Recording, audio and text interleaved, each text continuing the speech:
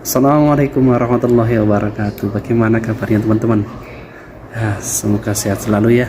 Semoga teman-teman yang punya utang semoga cepat dilunasi oleh Allah Subhanahu wa taala. Dimudahkan rezekinya, dimudahkan segalanya, dijaga kesehatannya, keselamatannya. Amin. Kali ini saya mau bagi informasi lah. Bagi informasi tentang berapa biaya terendah untuk bekerja ke luar negeri. Nah, ini sebelumnya saya sudah buat untuk realnya. Kali ini saya ingin membuat videonya. Ya, ini untuk rahasia ya, rahasia buat tenaga migran Indonesia. Ini enggak semua orang tahu, bahkan seringkali teman-teman berpikirnya minimal 15 juta mahal udah jadinya 15 juta atau 25 juta bahkan lebih seperti itu. Jadi ini bagian daripada rahasia rahasia tenaga migran Indonesia ya teman-teman. Semoga video ini menginspirasi teman-teman yang ingin ke luar negeri untuk mengadu nasib. Semoga rezekinya dibukakan untuk teman-teman, dilancarkan semua urusannya, amin. Oke,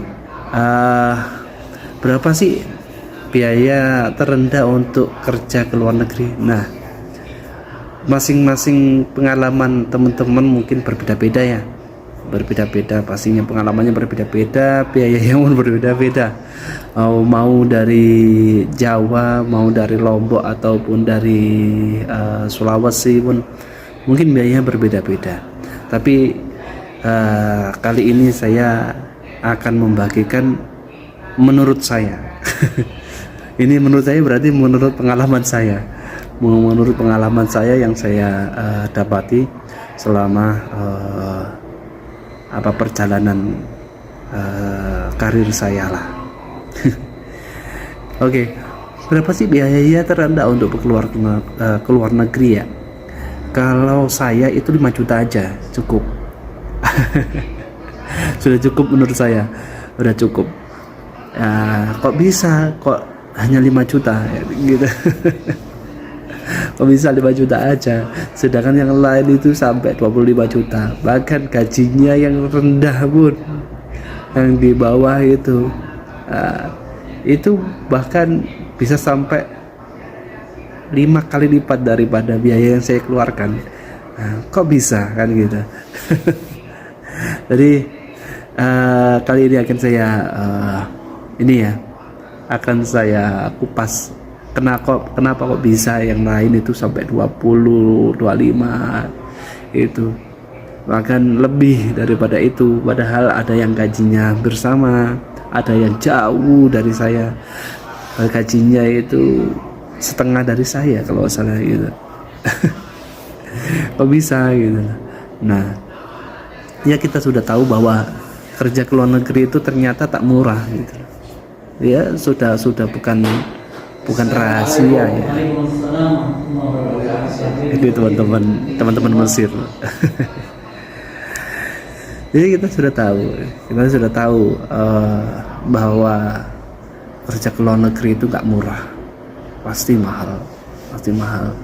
Ya masing-masing sih negara beda sesuai dengan tingkat gajinya perusahaan ya, atau negara tujuan, karena UMR masing-masing negara kan berbeda ya. Kalau di Saudi kurang lebih 7,5 kalau UMR rata-rata yang dikeluarkan di Indonesia ya. Tapi berbeda sama Filipina. Yang saya bingung itu kalau UMR-nya sama, seharusnya si agensi untuk Indonesia seharusnya sama dengan agensi Filipina gitu. Itu kalau saya bilang masih tertaut 3 digit bukan 3 digit, 300-an ya. Ibaratnya kalau gajinya itu 1000, Filipina 1000, kita 700 saja, jadi tertaut 300 seperti itu. Ya memang nggak murah gitu kan. Tapi ini masalahnya kalau gajinya cukup besar ya insya Allah 1 kali 2 kali gaji udah 1 kali gaji udah tertutup lah insya Allah. Kalau biayanya besar ya, tapi kalau biaya gajinya kecil ya mungkin beberapa kali. Tapi nyatanya sekecil-kecil gaji di luar negeri gitu loh, itu lebih besar daripada UMR Indonesia. Astagfirullahaladzim, kecil banget tuh UMR Indonesia ngumun. Tapi kenyataannya teman-teman ya yang beli-beli di misiu itu besar-besar itu pengeluaran mereka besar, berarti uangnya mereka besar itu, entah dapat dari mana. Mungkin gara-gara ini pinjam 100.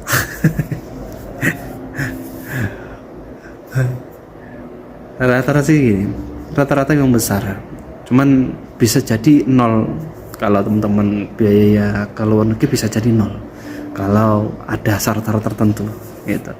Nah rata-rata biaya umumnya sih ke Saudi ada 15 sampai 25 jutaan rata-rata sih. Setahu saya ke agensi-agensi waktu awal dulu itu penawaran mereka yang kita tanyain lah, beberapa agensi itu ngomongnya sih 15 sampai 25 jutaan kalau ke luar negeri ya. Beda lagi ke negeri yang lain pun beda, seperti Korea itu lebih mahal lagi. Yang kemarin informasinya itu sampai 35 atau 45 gitu, apalagi Jepang. Tapi Jepang sama Korea itu kayaknya sama gajinya ya. Apalagi Taiwan lebih tinggi lagi ya. Kemarin aja kalau PRT di sini ya, kalau kita ngomong PRT ya, pembantu rumah tangga itu kalau di sini gajinya kurang lebih 1.500 berarti kurang lebih 7 jutaan kurang lebih ya, 7 jutaan. Nah 7 jutaan, cuman ini kan beda, makanya itu ini sebelumnya masing-masing negara itu berbeda gajinya, bisa lebih tinggi bisa lebih rendah. Cuman yang menjadi acuan adalah posisi kerjaan Anda. Posisi kerjaan Anda itu berurusan apa ya namanya, harus punya skill apa enggak ibaratnya gitu. Kalau Anda pekerjaannya semakin punya skill dan itu jarang orang yang punya gitu, ya semakin tinggi uang yang Anda dapat gitu loh, gajinya gitu. Tapi kalau enggak ya terendah, ibaratnya serabutan atau dari ibu rumah tangga lah, ibu rumah tangga, pembantu rumah tangga. Itu kalau ibu rumah tangga berarti jadi istrinya istrinya bos. Oke. Nah rata-rata biasanya ya gitu 15 sampai 25 juta kalau di Saudi. Itu kalau gajinya PRT 7, kalau di Taiwan itu bisa sampai 11 juta. Setahu saya. Teman-teman saya kan ada teman saya yang di sana pun saya tahu, makanya saya share sekalian. Makanya kalau untuk gaji bagusan yang di sana daripada di Saudi. Tapi enaknya di Saudi enaknya Saudi itu bisa umrah semaunya. Bisa umrah semaunya ya. Kita sebagai muslim itu tujuannya itu, harapannya bisa ngajak teman-teman atau saudara-saudara, keluarga, bapak ibu terutama, itu bisa umroh setidaknya kan ya. Amin. Semuanya teman-teman juga bisa mengambil, bisa umroh bersama keluarganya. Amin. Kok bisa cuma 5 juta kan gitu ya. Sebelumnya saya disclaim kalau ini menurut pengalaman saya pada awal tahun 2023. Bisa jadi sekarang sudah berbeda, termasuk bila agensinya berbeda, negaranya berbeda, bisa jadi biayanya lebih tinggi lagi gitu. Jadi ini beberapa jadi skillnya posisinya itu bisa jadi meninggikan biayanya juga, bisa jadi. Tapi sebelumnya saya akan membahas untuk itu agar bisa nol gitu atau 5 juta lah minimal sama dengan saya.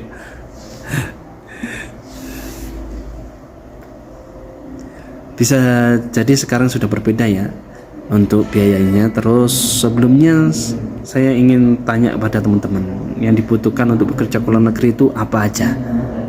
Skill, coba komen-komen di bawah. Komunikasi, niat, apalagi? Coba komen-komen di bawah. Komen di bawahnya teman-teman. Coba komen di bawah. Apa aja sih yang dibutuhkan untuk bisa bekerja ke luar negeri? Menurut kalian apa aja? Nah, dari ketiga yang saya sebutkan tadi, skill, komunikasi, niat, itu yang teratas apa? Kedudukannya yang utama menurut kalian? Kalau menurut saya komunikasi. Kalau menurut saya yang diutamakan ya komunikasi. Komunikasi harus diutamakan. Kenapa? Mungkin teman-teman berbeda nih. Apa hal yang diutamakan harus dimiliki oleh calon pemindo ya, migran Indonesia kalau sekarang penyebutannya, kalau di migrasi itu nyebutnya mindo. Mindo, migran Indonesia.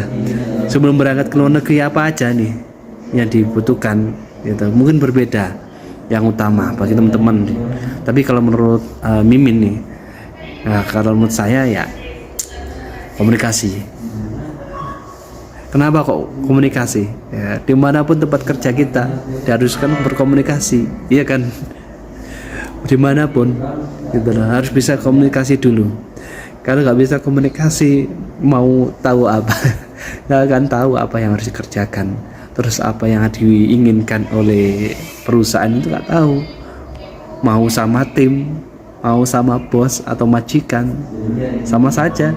Kita harus tahu inginnya mereka kan gitu, sehingga bisa mencapai misinya apa gitu dalam perusahaan itu, atau dalam lingkup itu. Entah itu kalau PRT berarti di dalam pekerjaan di rumah itu yang dibersihkan apa, harus seperti apa yang diinginkan kan gitu. Nah itu apa ya, komunikasi. Dengan gitu skill kita bisa dikerjakan, bisa dimanfaatkan dengan baik di tempat kita kerja itu sesuai dengan keinginan bos atau tujuan perusahaan kita kan gitu. Penting kan komunikasi. Nah ini yang menjadikan kerja ke luar negeri itu mahal, karena dibutuhkan pendidikan bahasa bos. Makanya adanya LKP itu Lembaga Pendidikan Kerja, LPK. Nah, lembaga pendidikan kerja LPK itu ya ini tugasnya mereka apa, mendidik teman-teman agar bisa berbahasa yang dibutuhkan di negaranya kan gitu. Makanya mahal karena dibutuhkan pendidikan bahasa untuk negara tujuan, lalu belum lagi skillnya kalau belum tahu, waduh, iya kan, kalau skillnya belum tahu ya malah mahal lagi kan gitu. Nah, masing-masing negeri tujuan dan posisi kerja menentukan nominalnya berbeda untuk pendidikannya ya. Iya, masing-masing tujuan itu beda, negara tujuan itu beda. Kayak di sebelumnya saya katakan, kalau di teman-teman yang ikut LKP ya itu 25 rata-rata 25 sampai pengurusan itu selesai itu 25. Nah itu yang di Saudi, belum lagi kalau ke Hong Kong atau yang lainnya lah, atau Korea itu lebih mahal. Lebih mahal, singkat saya itu 35 gitu. Nah sekarang mulai bergambar kenapa kok saya cuma 5 juta aja. Ya karena saya langsung pengurusan berkas kayak gitu, pengurusan berkas langsung ke agensi. Karena kenapa? Karena bahasa dan skillnya sudah aman gitu. Hari ketepatan waktu itu ada ownernya yang datang gitu bersama pasukannya lah ibaratnya. Langsung ngetes saya gitu. Nah alhamdulillah karena ya basicnya ada, naam kan gitu. Kalau bahasa Arab waktu di madrasah kan gitu, Min aina anta, ternyata di sini bukan min aina anta, when ruh enta, min aina anta, min when enta gitu. Kalau di sini gitu. Kalau dulu kita belajar di madrasah min aina anta gitu, pasti tahu anak-anak madrasah. Ana min Surabaya. Setidaknya basicnya udah tahu gitu loh. Atau bahasa Inggrisnya setidaknya tahu, setidaknya komunikasi bisa. Nanti bisa belajar untuk lebih bagusnya ketika di negara tujuan itu bagus. Tapi setidaknya basic sudah ada. Seperti itu. Makanya saya hanya cuman 5 juta aja waktu itu. Terus emang bisa tanpa harus pendidikan dulu? Ya jelas bisa. Asal teman-teman bisa bahasa basic, memiliki skill yang dibutuhkan oleh perusahaan, aman. Gitu. Jadi 5 juta tok itu. Semua Mindo atau migran Indonesia resmi diharuskan penyalurannya lewat agensi resmi, teman-teman. Jadi harus agensi resmi, nggak boleh visanya visa kunjungan, visit terus kabur. Wah, ampun dah, jadinya kaburan itu. Nah, alhasil nanti pulangnya juga susah, tapi ya susah. Nah gimana visanya nggak ada? Visanya kan hanya 3 bulan, tak kalau di sini itu visit itu. Kalau visa 3 bulan. Terus kalau di sini kalau bekerja dapat iqomah namanya, semacam KTP seperti itu. Kalau di Saudi, kalau di teman-teman negara yang lain KTP-nya namanya apa nggak tahu saya. Coba komen lah di bawah teman-teman, baik dari Hong Kong, Taiwan atau yang dari Malaysia. Ya coba share di bawah. Saya kurang tahu sih. Ibarat teman-teman tadi. Ya masih tahu di sini ya. Oleh karena itu saya sering kali menyinggung baik real Facebook atau di channel YouTube saya, menyarankan agar asah skill kalian, skill yang Anda miliki itu asah terus pelajari basic bahasa negara tujuan yang Anda inginkan, dan itu akan menghemat pengeluaran rupiah kalian. Jadi itulah. Terus 5 juta itu apa aja, nanti kita buatkan lagi untuk videonya, karena itu udah cukup menurut saya menjawab kenapa kok 5 juta saja. Ya karena saya sudah punya basic untuk bahasa, skillnya sudah ada, dan langsung dites sama perusahaan atau bosnya langsung. Bahkan saya waktu kemarin suruh nyari teman-teman yang bisa pijet yang sama kayak mas saya, tapi saya tahan. Ya sekarang saya insya Allah akan open bagi teman-teman yang bisa mijet.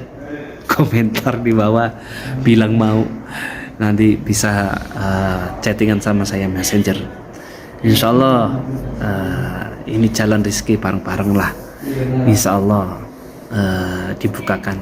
Yang penting husnudon. Yang penting husnudon kepada Allah terutama. Oke teman-teman, salam dari saya. Semoga bisa menyambung lagi video selanjutnya dari Saudi Arabia, Riyadh. Assalamualaikum warahmatullahi wabarakatuh.